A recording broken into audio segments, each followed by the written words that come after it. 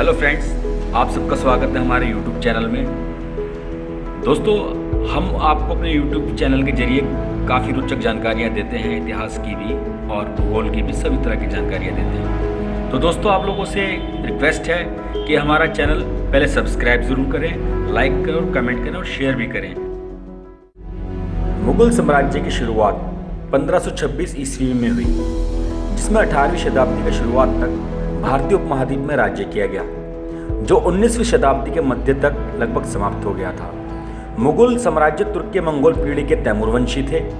मुगल साम्राज्य ने 1700 के आसपास अपनी ताकत को बढ़ाते हुए भारतीय महाद्वीपों के लगभग सभी भागों को अपने साम्राज्य के नीचे कर लिया था। बाबर काल 1526 ईस्वी से 1530 ईस्वी तक। बाबर भारत में मुगल वंश का संस्थापक था, जिसने लोधी वंश राजवंश को खत्म कर मुगल वंश स्थापित किया, जिसका पूरा नाम ज़हीर-उद-दीन मोहम्मद बाबर था। 1527 ईस्वी में खानवा का युद्ध, राणा सांगा। 1528 ईस्वी में चंदेरी का युद्ध, मेदिनी राय। 1529 ईस्वी में घाघरा का युद्ध, महमूद लोधी। 1530 ईस्वी में बाबर की मृत्यु। नसीरुद्दीन मोहम्मद हुमायूं 1530 ईस्वी से 1540 ईस्वी और 1555 ईस्वी से 1556 ईस्वी। 1530 से 1540 ईस्वी तक मुगल शासक हुमायूं मुगल साम्राज्य के दूसरे बादशाह थे। कालिंजर का आक्रमण 1531 ईस्वी। कालिंजर पर आक्रमण हुमायूं का पहला आक्रमण था। दोहरिया का युद्ध 1532 ईस्वी। हुमायूं की सेना एवं महमूद लोधी की सेना के बीच अगस्त 1532 ईस्वी में दोहरिया नामक स्थान पर संघर्ष हुआ, जिसमें महमूद की पराजय हुई। चुनार का घेरा 1532 ईस्वी शेर शाह यानी कि शेर खां के कब्जे में था। 4 महीने लगातार किले को घेरे रहने के बाद शेर खां एवं हुमायूं का एक समझौता हो गया।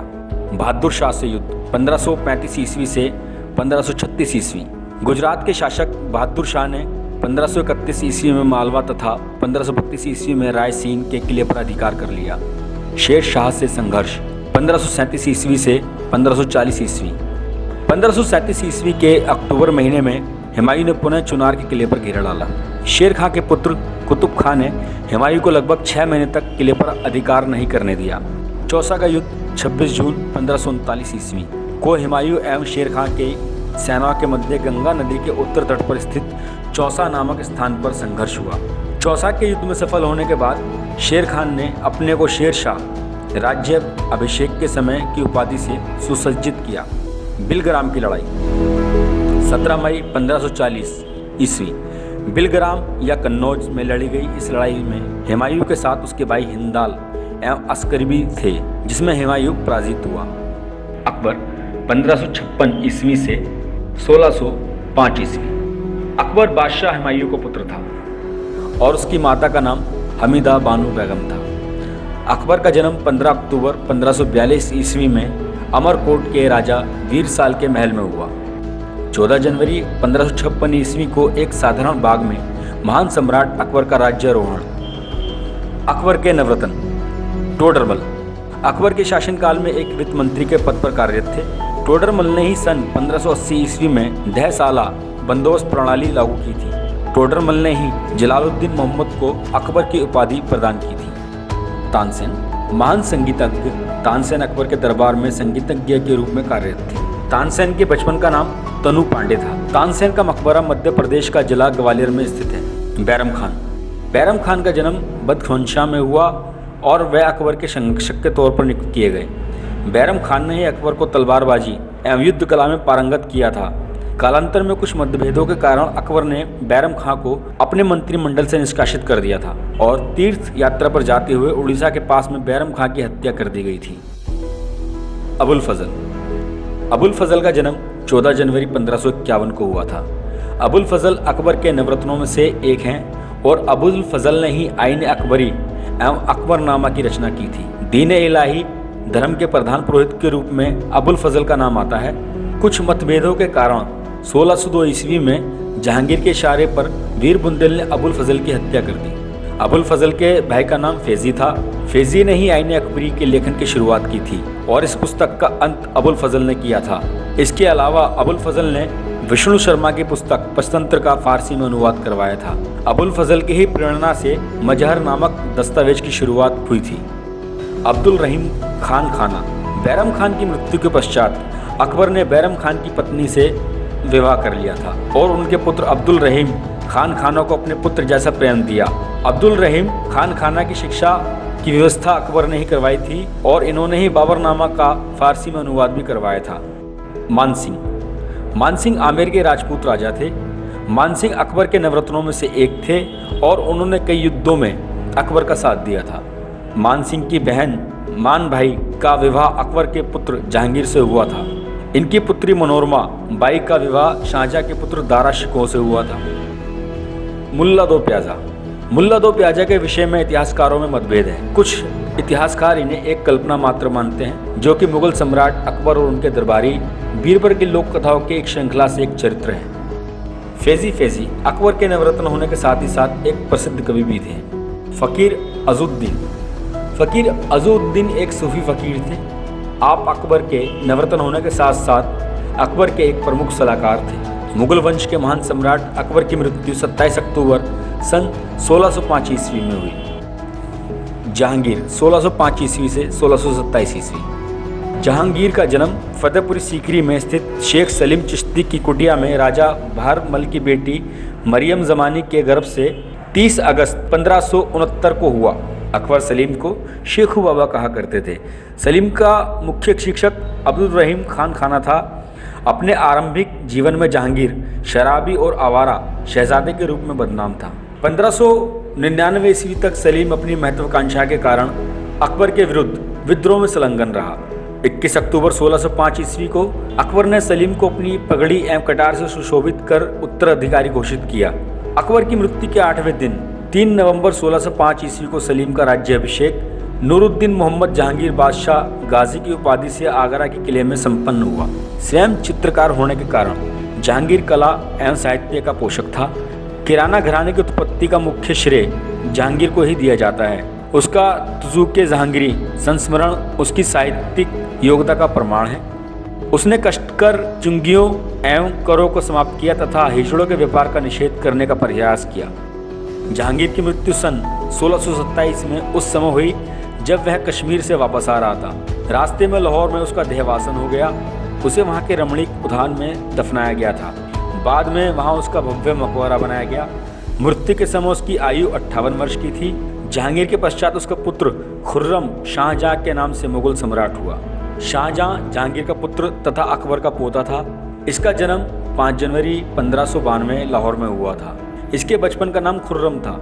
अहमदनगर और मुगल साम्राज्य के बीच 1617 ईस्वी में संधि हुई, जिसमें जहांगीर के पुत्र खुर्रम ने अहम भूमिका निभाई थी, जिससे प्रसन्न होकर जहांगीर ने खुर्रम को शाहजहां की उपाधि से नवाजा था।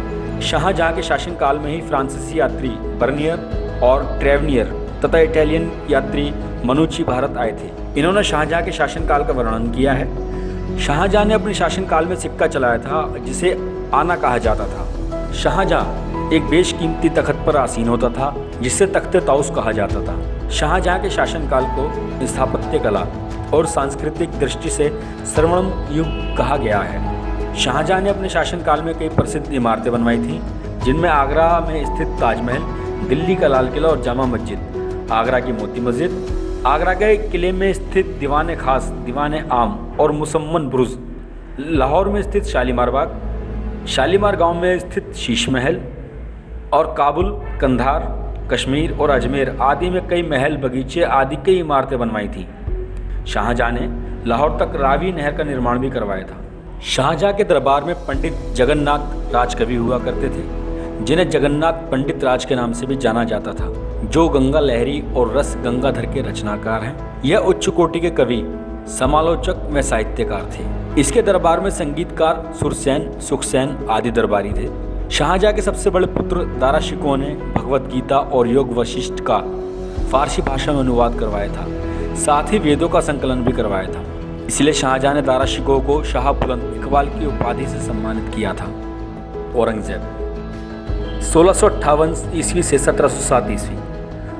मुहिउद्दीन मोहम्मद औरंगजेब का जन्म 24 अक्टूबर 1618 ईस्वी को उज्जैन के पास दोहद नामक स्थान पर हुआ था।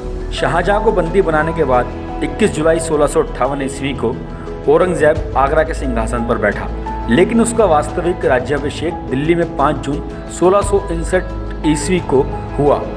राज्याभिषेक के अवसर पर उसने अबुल मुजफ्फर मुहिउद्दीन मोहम्मद औरंगजेब बहादुर आलमगीर बादशाह गाजी की उपाधि धारण की।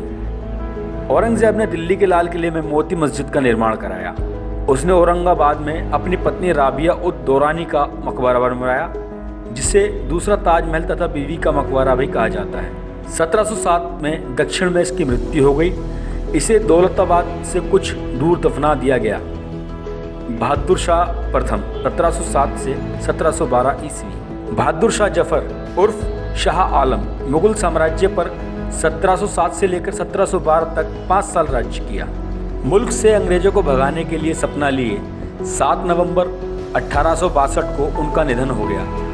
बहादुर शाह जफर की मृत्यु 86 वर्ष की अवस्था में रंगून, वर्तमान में यांगून, वर्मा जो कि वर्तमान म्यांमार में हुई, उन्हें रंगून में शिवेडागोन पेंगोडा के नज़दीक दफनाया गया। उनका दफन स्थल को अब बहादुर शाह जफर दरगाह के नाम से जाना जाता है। जहांदर शाह 1712 से 1713 ईस्वी। जहांदर शाह बहुत छोटी सी अवधि के लिए मुगल साम्राज्य के शासक बने, जिन्होंने 1712 से लेकर 1713 ईस्वी तक 1 साल मुगल साम्राज्य पर राज किया। सैयद बंधुओं के सहयोग से फर्रुख सियार ने 10 जनवरी 1713 को आगरा में जहांदर शाह को बुरी तरह परास्त किया। 12 फरवरी 1713 को असद खां एवं जुल्फिकार खान ने इसकी हत्या कर दी। जहांदर शाह मुगल वंश का प्रथम अयोग्य शासक था। उसे लंपट मूर्ख कहा जाता था। फर्रुख सियर 1713 ईस्वी से 1719 ईस्वी। फर्रुख सियर का जन्म 20 अगस्त 1685 में हुआ। वे 1713 से लेकर 1719 तक मुगल साम्राज्य के शासक बने। फर्रुख सियर के समय ही महत्वपूर्ण घटना सिख विद्रोह की समाप्ति थी। फर्रुख सियर दिमाग का कमजोर था, इसीलिए वह सैयद बंधुओं के नियंत्रण से मुक्त होना चाहता था। देवयोग से सैयद बंधुओं को सम्राट के षड्यंत्र का पता चल गया और उन्होंने पहले ही उसको अपदस्थ कर दिया और बाद को आंखें निकलवा कर मरवा डाला। रफ़ी उल दरजात 1719 ईस्वी। रफ़ी उल दरजात छोटी सी अवधि के लिए मुगल साम्राज्य के शासक बने। निकोसियर 1719 ईस्वी। निकोसियर बहुत छोटी सी अवधि के लिए मुगल साम्राज्य के शासक बने। मोहम्मद इब्राहिम 1720। मोहम्मद इब्राहिम छोटी सी अवधि के लिए मुगल साम्राज्य के शासक बने। मोहम्मद शाह 1719 ईस्वी से 1720 ईस्वी। 1720 ईस्वी से 1748 ईस्वी। मोहम्मद शाह मुगल सम्राट था, जिन्हें रोशन अख्तर भी कहते थे। उनकी मृत्यु 1748 में हुई और वो उनकी मृत्यु तक मुगल शासक बने रहे। आलमगीर 1754 से लेकर 1759 तक मुगल साम्राज्य के शासक बने। वे बादशाह जहांदर शाह के पुत्र थे। शाहजहां तृतीय औरंगजेब के कनिष्ठ पुत्र थे, जिनका कार्यकाल बहुत कम अवधि का रहा। शाह आलम 1759 से 1806, 1806 से 1837 ईस्वी। शाह आलम को मुगल साम्राज्य की गद्दी अपने पिता आलमगीर से मिली। बहादुर शाह जफर द्वितीय 1837 ईस्वी से 1857 ईस्वी। बहादुर शाह जफर द्वितीय मुगल साम्राज्य के आखिरी बादशाह थे। 1857 के स्वतंत्रता संग्राम में अंग्रेजों के खिलाफ लड़े, जिसमें उन्हें हार प्राप्त हुई। हार के बाद अंग्रेजों ने उन्हें अभी के म्यांमार में भेज दिया, जहां वो उनकी मृत्यु तक रहे और इस तरह उनके मृत्यु के साथ मुगल साम्राज्य का अंत हो गया। तो दोस्तों, कैसी लगी हमारी जानकारी? दोस्तों, कमेंट बॉक्स में आके हमें अपनी राय जरूर दें। दोस्तों, हमारे चैनल को ज़्यादा से ज़्यादा लाइक करें, शेयर करें और कमेंट अवश्य करें।